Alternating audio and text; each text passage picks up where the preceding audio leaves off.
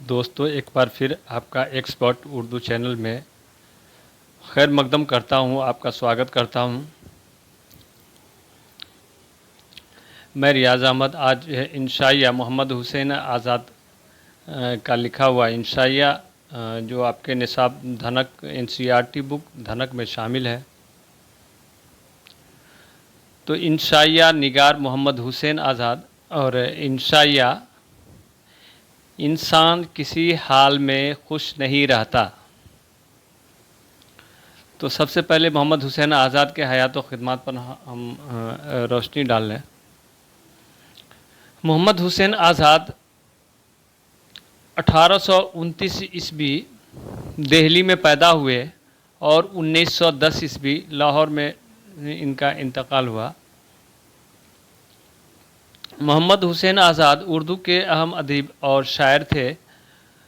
وہ ذوق دہلوی کے شاگرد اور دہلی اردو اخبار کے مدیر مولوی محمد باقر کے بیٹے تھے۔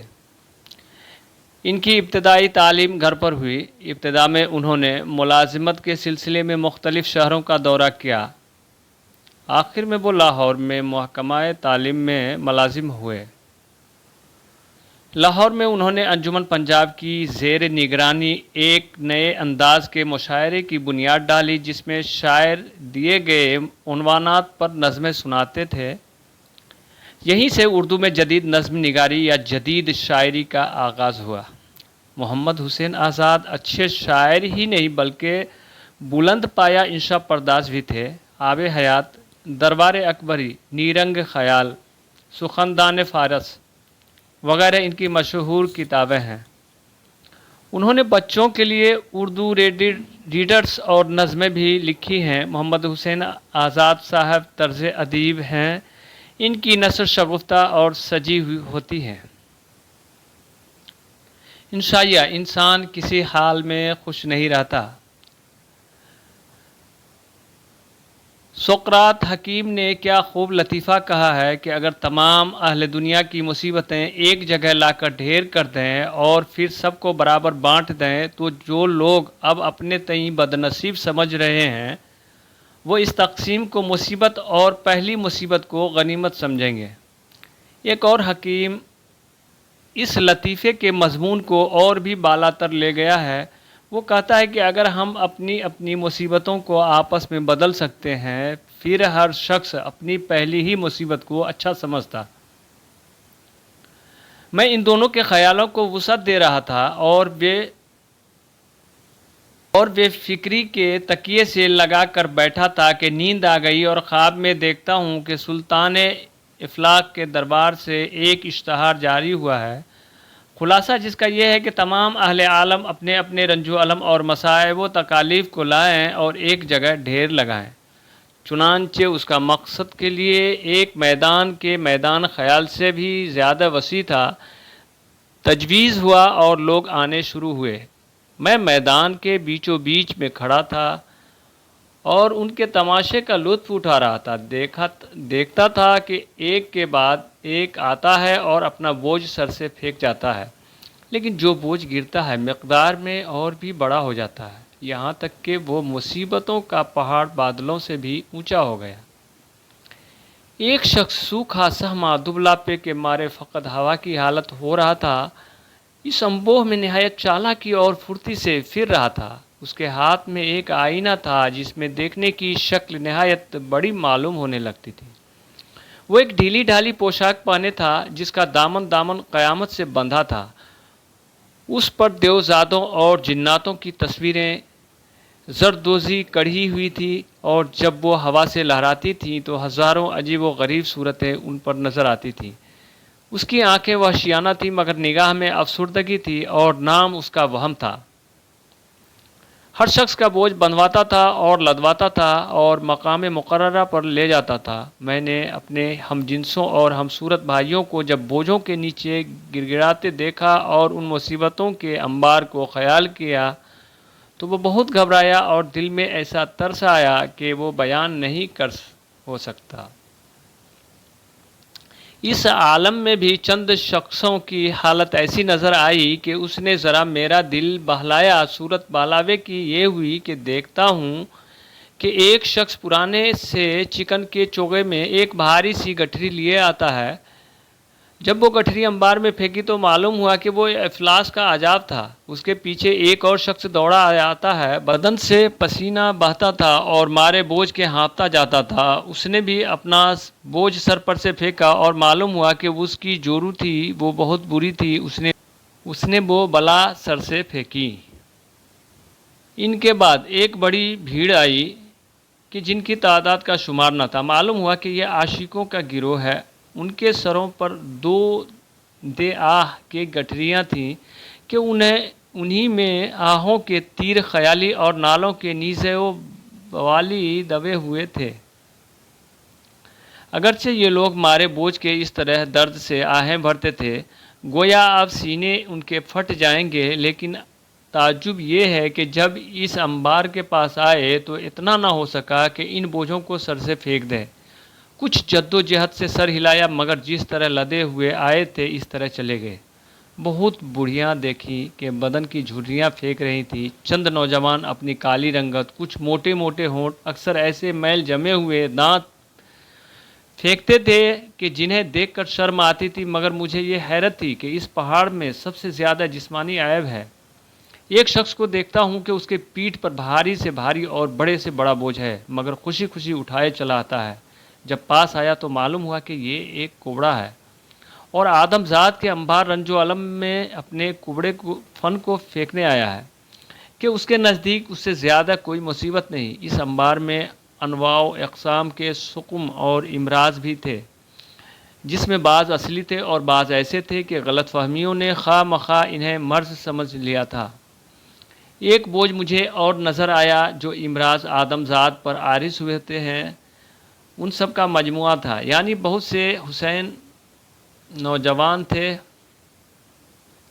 کہ اپنے ہاتھوں کی کمائی یعنی امراض نوجوانی ہاتھوں میں لیے آتے تھے، مگر میں فقط ایک ہی بات میں حیران تھا اور وہ یہ تھی کہ اتنے بڑے انبار میں کوئی بے وقوفی یا بد اعتباری پڑی ہوئی نہ دکھائی دی۔ میں یہ تماشے دیکھتا تھا اور دل میں یہ کہتا تھا اگر ہوش آئے نفسانی اور ضعف جسمانی اور عیوب عقلی سے کوئی نجات پانی چاہے تو اس سے بہتر موقع نہ ہاتھ آئے گا۔ کاش کہ جلدی آئے اور پھینک جائے۔ اتنے میں ایک عیاش کو دیکھا کہ اپنے گناہوں کا بوجھ اٹھائے بے پرواہ چلا آتا ہے۔ اس نے بھی ایک گٹھری پھینک دی، مگر جب دیکھا تو معلوم ہوا کہ گناہوں کے عوض اپنی عاقبت اندیشی کو پھینک گیا۔ ساتھ ہی ایک چھٹے ہوئے شہدے آئے۔ میں سمجھا کہ یہ شاید اپنی کوتاہ اندیشی کو پھینکیں گے، مگر وہ بجائے اس کے اپنی شرم و حیا کو پھینک گئے۔ جب تمام بنی اور آدم اپنے اپنے بوجھوں کا بوال سر سے اتار چکے تو میاں وہم کی جب سے اب تک اس مصروفیت میں سرگرداں تھے، مجھے الگ کھڑا دیکھ کر سمجھے کہ یہ شخص خالی ہے۔ چنانچہ اس خیال سے میری طرف جھکے۔ ان کو اپنی طرف آتے دیکھ کر میرے حواس اڑ گئے، مگر انہوں نے جھٹ اپنا آئینہ سامنے کیا۔ مجھے اپنا منہ اس میں ایسا چھوٹا معلوم ہوا، جی بیزار ہو گیا اور ایسا گھبرایا کہ چہرے کو نقاب کی طرح اتار کر پھینک دیا، اور خاص خوش نصیبی اس بات کو سمجھا کہ ایک شخص نے اپنے چہرے کو بڑا اور اپنے بدن پر ناموزوں سمجھ کر اتار پھینکا تھا۔ یہ چہرہ حقیقت میں بہت بڑا تھا، یہاں تک کہ فقط اس کی ناک میرے سارے چہرے کے برابر تھی۔ ہم اس انبوہ آفات پر غور سے نظر کر رہے تھے اور اس عالم حولانی کی ایک ایک بات کو تاک تاک کر دیکھ رہے تھے، جو سلطان الافلاک کی بارگاہ سے حکم پہنچا کہ اب سب کو اختیار ہے، جس طرح چاہیں اپنے اپنے رنج و تکلیف تبدیل کر لیں اور اپنے اپنے بوجھ لے کر گھروں کو چلے جائیں۔ یہ سنتے ہی میاں وہم پھر مساعد ہوئے اور پھر بڑی ترت پھرت کے ساتھ اس انبار عظیم کے بوجھ باندھ باندھ کر تقسیم کرنے لگے۔ ہر شخص اپنا بوجھ سنبھالنے لگا اور اس طرح کی ریل پیل اور دھکم دھکا ہوئی کہ بیان سے باہر ہے۔ چنانچہ اس وقت چند باتیں جو میں نے دیکھی وہ بیان کرتا ہوں کہ ایک پیر مرد نہایت معزز و محترم معلوم ہوتا تھا، درد قولنجنے سے جاں بلب تھا اور لاولدی کے سبب سے اپنے مال و املاک کے لیے ایک وارث چاہتا تھا۔ اس نے درد مذکور کو پھینک کر ایک خوبصورت نوجوان لڑکے کو لیا، مگر لڑکے ناوکار کو نافرمانی اور سرشوری کے سبب سے دق ہو کر اس کے باپ نے چھوڑ دیا۔ چنانچہ اس نالائق نوجوان نے آتے ہی جھٹ بڈھے کی داڑھی پکڑ لی اور سر توڑنے کو تیار ہوا۔ اتفاقاً برابر ہی لڑکے کا حقیقی باپ نظر آیا کہ اب وہ درد قولنج کے مارے لوٹنے لگا۔ چنانچہ بڈھے نے اس سے کہا کہ برائے خدا میرا درد قولنج مجھے پھیر دیجیے اور اپنا لڑکا لے لیجیے کہ میرا پہلا عذاب اس سے 1000 درجہ بہتر تھا، مگر مشکل سے یہ ہوئی کہ یہ مبادلہ اب پھر نہ ہو سکتا تھا۔ ایک بیچارہ جہازی غلام تھا، اس نے قید زنجیر اور جہازی محنت کی تکلیف سے دکھ ہو کر اس عذاب کو چھوڑا تھا اور جھولے کے مرض کو لے لیا تھا۔ اسے دیکھا کہ 2 قدم چل کر بیٹھ گیا اور سر پکڑے بسور رہا تھا۔ غرض اسی طرح کئی شخص تھے کہ اپنی اپنی حالت میں گرفتار تھے اور اپنے کیے پر پچھتا رہے تھے۔ مثلاً کسی بیمار نے افلاس لیا تھا اور وہ اس سے ناراض تھا، کسی کو بھوک نہ لگتی تھی، اب وہ جول وقر کے مارے پیٹ پیٹ رہا تھا۔ ایک شخص نے فکر سے دکھ ہو کر اسے چھوڑا تھا، اب وہ درد جگر کا مارا لوٹ رہا تھا۔ اور اس طرح برعکس، غرض ہر شخص کو دیکھ کر عبرت اور پشیمانی ہی حاصل ہوتی ہے۔ عورتیں اپنے عدل بدل کے عذاب میں گرفتار تھیں۔ کسی نے سفید بالوں کو چھوڑا تھا مگر اب پاؤں میں ایک پھوڑا ہو گیا تھا کہ لنگڑاتی تھی اور ہائے ہائے کرتی چلی جاتی تھی۔ کسی کی پہلے کمر بہت پتلی تھی مگر چونکہ سینہ اور بازو بھی دبلے تھے اس لیے پتلی کمر کو چھوڑا تھا، اب گول گول بازوؤں کے ساتھ بڑی سی توند نکالے چلی جاتی تھی۔ کسی نے چہرے کی خوبصورتی لی تھی مگر اس کے ساتھ بے آبروئی کا داغ اور بدنامی کا ٹیکا بھی چلا آیا تھا۔ غرض اس سب میں کوئی ایسا نہ تھا جسے پہلے نقص کی بنسبت نیا نقص گرانا معلوم ہو رہا ہو۔ اس سب کی حالتوں کو دیکھ کر یہ میری سمجھ میں آیا کہ جو مصیبتیں ہم پر پڑتی تھی وہ حقیقت میں ہمارے سہارنے بموجب ہوتی ہیں، یا یہ بات ہے کہ سہتے سہتے ہمیں ان کی عادت ہو جاتی ہے۔ مجھے اس بوڑھے کی حالت پر نہایت افسوس آیا کہ ایک خوبصورت سجیلا جوان بن کر چلا مگر مثانے میں ایک پتھری پیدا ہو گئی تھی کہ اب بھی سیدھی طرح نہ چل سکتا تھا۔ اس سے بھی زیادہ اس نوجوان کے حال پر افسوس آتا تھا کہ بیچارہ لکڑی ٹیکتا گرتا پڑتا چلا جاتا تھا، کمر جھکی ہوئی، گردن بیٹھی ہوئی تھی، کھوئے سر سے اونچے نکل آئے تھے، اور جو عورتیں پہلے اس کی سج دھج پر جان دیتی تھیں ان کا غول گرد تھا۔ انہیں دیکھتا تھا اور پانی پانی ہوا جاتا تھا۔ جب سب کے مبادلے بیان کیے ہیں تو اس مبادلے سے بھی مجھے صاف نہ گزرنا چاہیے۔ چنانچہ اس کی صورتحال یہ ہے کہ بڑے چہرے والے یار میرے چھوٹے چہرے کو لے کر ایسے بدنما معلوم ہونے لگے کہ جب میں نے ان کی طرف دیکھا تو اگرچہ میرا ہی چہرہ تھا مگر ایسا باختیار ہنسا کہ میری اپنی بھی صورت بگڑ گئی، اور صاف معلوم ہوا کہ وہ بیچارہ میرے ہنسنے سے شرما گیا، مگر مجھے بھی اپنے حال پر کچھ فخر کی جگہ نہ تھی، کیونکہ جب میں اپنی پیشانی کے عرق ندامت پہنچنے لگا تو وہاں تک ہاتھ نہ پہنچ سکا۔ چہرہ اتنا بڑا ہو گیا تھا کہ ہاتھ رکھتا کہیں تھا اور جا پڑتا کہیں تھا۔ ناک اتنی بڑی ہو گئی تھی کہ جب چہرے پر ہاتھ پھیرا تو کئی دفعہ ہاتھ نے ناک سے ٹکر کھائی، مگر میرے پاس ہی 2 آدمی اور بھی تھے جن کے حال پر تمسخر کرنا واجب تھا۔ ایک تو وہ شخص تھا جو پہلے ٹانگوں کے موٹاپے کے سبب سے چھدرا کر چلتا تھا، اس نے ایک لم ٹنگو سے مبادلہ کر لیا جس میں پنڈلی معلوم ہی نہ ہوتی تھی۔ ان دونوں کو جو دیکھتا تھا وہ ہنستا تھا، ایسا تو معلوم ہوتا تھا گویا 2 بلیوں پر چلا جاتا تھا۔ سرکار یہ عالم تھا گویا ہوا میں اڑا جاتا ہے، اور دوسرے کا یہ حال تھا کہ چل ہی نہ سکتا تھا۔ کمال کوشش سے قدم اٹھاتا تھا مگر یہ حال تھا کہ دونوں طرف 2 دائرے کھینچے چلے جاتے تھے۔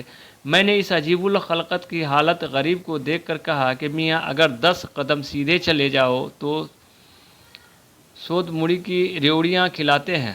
غرض کہ وہ سارا انبار عورتوں اور مردوں میں تقسیم ہو گیا، مگر لوگوں کا یہ حال تھا کہ دیکھنے میں ترس آتا تھا، یعنی اس سے بیزار تھے اور اپنے اپنے بوجھوں میں دبے ہوئے اوپر تلے دوڑتے پھرتے تھے۔ سارا میدان گریہ وزاری، نالہ فریاد آہ و افسوس سے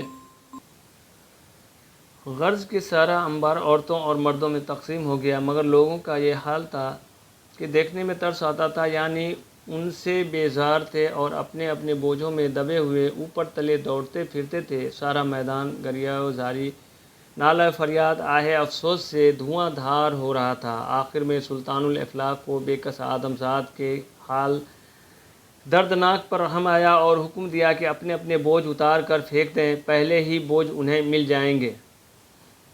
سب نے خوشی خوشی ان بوالوں کو سر و گردن سے اتار کر پھینک دیے۔ اتنے میں دوسرا حکم آیا کہ وہم جس نے انہیں دھوکے میں ڈال رکھا تھا وہ شیطان نابکار یہاں سے دفع ہو جائے۔ اس کی جگہ ایک فرشتہ رحمت آسمان سے نازل ہوا۔ اس کی حرکات و سکنات نہایت معقول و باوقار تھیں اور چہرے بھی سنجیدہ اور خوشنما تھا۔ اس نے بار بار اپنی آنکھوں کو آسمان کی طرف اٹھایا اور رحمت الہی پر توکل کر کے نگاہ کو اسی کی آس پر لگا دیا۔ اس کا نام صبر و تحمل تھا۔ ابھی وہ اس کوہ مصیبت کے پاس آ کر بیٹھا ہی تھا کہ کوہ مذکور خود بخود سمٹنا شروع ہوا، یہاں تک کہ گھٹتے گھٹتے ایک ثلث رہ گیا۔ پھر اس نے ہر شخص کو اصلی اور واجبی بوجھ اٹھا کر دینا شروع کیا اور ایک ایک کو سمجھاتا گیا کہ نہ گھبراؤ اور بردباری کے ساتھ اٹھاؤ۔ ہر شخص لیتا تھا اور اپنے گھر کو راضی رضامند چلا جاتا تھا، ساتھ ہی اس کا شکریہ ادا کرتا تھا کہ آپ کی عنایت سے مجھے اس انبار لا انتہا میں سے اپنا بار مصیبت چننا نہ پڑا۔ محمد حسین آزاد۔